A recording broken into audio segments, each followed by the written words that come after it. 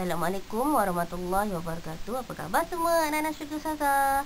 Okey, Ustazah harap semua sihat ya, insya-Allah ya. Alhamdulillah. Okey, bertemu kembali kita dalam pelajaran tajwid pada minggu ini. Insya-Allah kita akan belajar dengan tajuk yang baru. Okey, seperti biasa, marilah kita sama-sama menadah tangan untuk membacakan doa ya, semua tadah tangan. Bismillahirrahmanirrahim. Rabbi shrah li sadri wa yassir li amri wahlul 'uqdatam min lisani yafqahu qawli.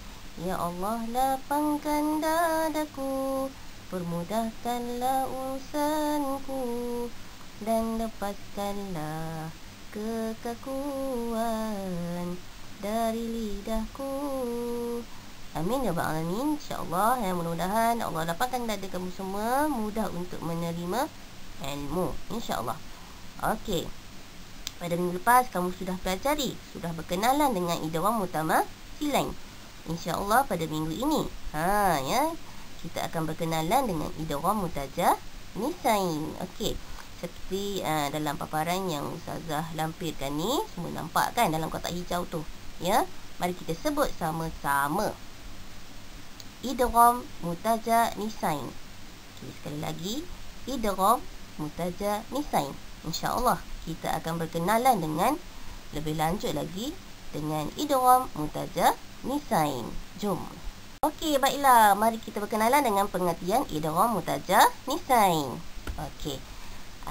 Sebelum tu, suka untuk Ustazah mengingatkan kamu semua ya, bahagian idgham yang kita sudah pelajari ya pada minggu yang lalu ya. Bahagian idgham ada 3, iaitu idgham mutamatsilain, idgham mutajanisain dan idgham mutaqaribain.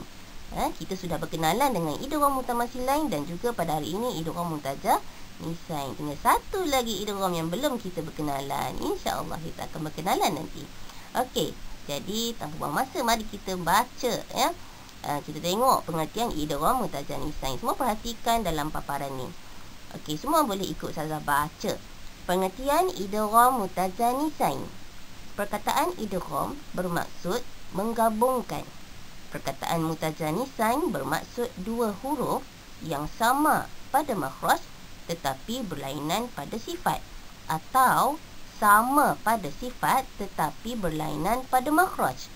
Oleh itu, idgham mutajanisain dari segi istilah bermaksud menggabungkan dua huruf yang sama pada makhraj tetapi berlainan pada sifat. Okey, berdasarkan pengertian ni, memang panjang pengertian dia, tapi Ustazah dapat kesimpulan dekat dalam kotak kuning ni. Jangan pening kepala ya, Ustazah dapat kesimpulan dia. Yang perlu kamu ingat adalah ya, tentang idgham mutajanisain ni adalah idgham mutajanisain sama pada sama makhraj tapi lain sifat ya, ataupun sama sifat lain makhraj ya. Dia tak sama dengan idgham mutamatsilain. Idgham mutamatsilain pertemuan huruf dia sama ya, sama makhraj, sama sifat. Tapi kalau mutajanisain sama makhraj tapi lain sifat, ataupun sama sifat lain makhraj. Okey, Ustazah harap kamu faham penerangan Ustazah tentang pengertian idgham mutajanisain, insya-Allah. Okey, seterusnya mari kita tengok kaedah mengenal idgham mutajanisain. Kita mesti nak tahu juga macam mana nak kenal idgham mutajanisain ni. Macam mana nak kenal dia?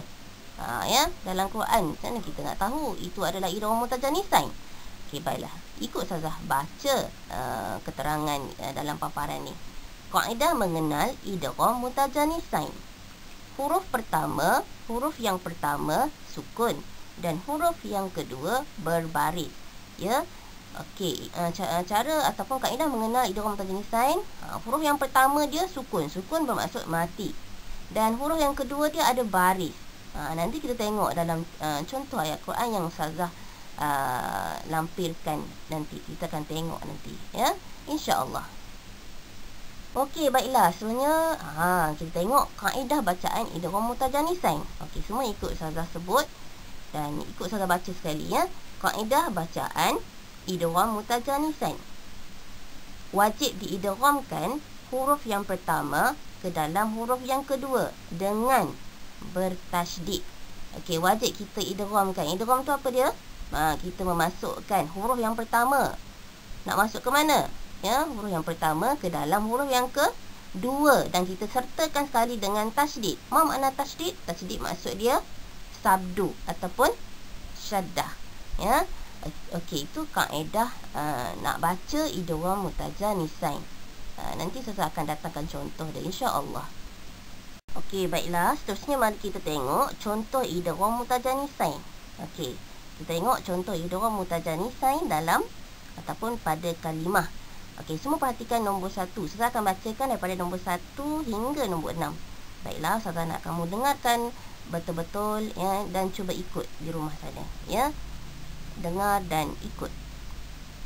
Okey, semua tengok nombor 1. Bismillahirrahmanirrahim. Ujibat da'watukuma. Kedua, wa qalat ta'ifah. Ketiga, faqala ahad. Keempat, idh salamtum. Kelima, yalhaz zalika. Keenam, qad tabayyana. Okey, baiklah. Keenam contoh ini mengandungi idgham mutajanisain. Baik, yang digariskan merah itu adalah contoh ataupun huruf idgham mutajanisain. Baiklah, semua perhatikan nombor 1. Okey, nombor 1, ujibat da'watukuma.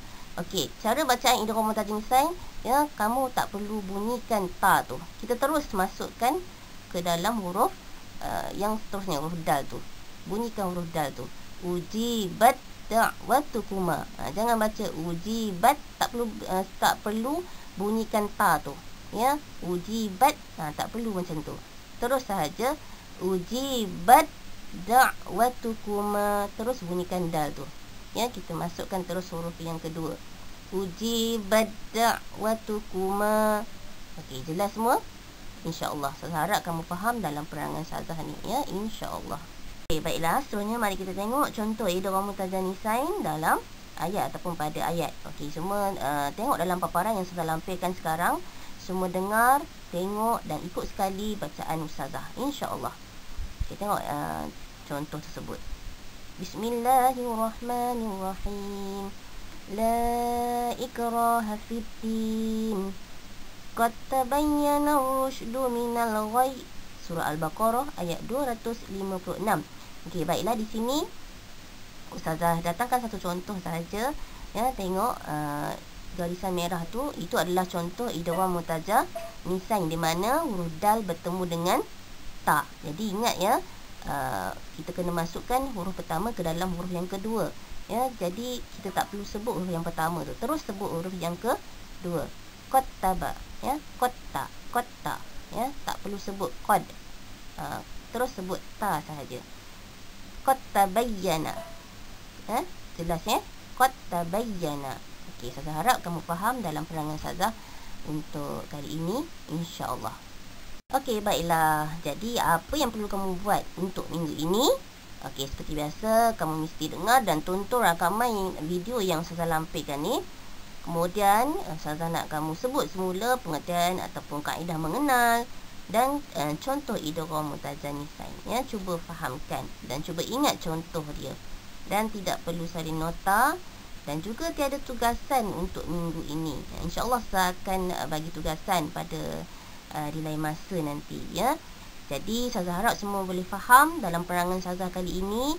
InsyaAllah kita akan jumpa lagi di lain episod yang akan datang. Jadi ustazah akhiri penerangan ustazah pada hari ini dengan lafaz yang mulia. Wabillahi taufiq wal hidayah. Wassalamualaikum warahmatullahi wabarakatuh. Jumpa lagi.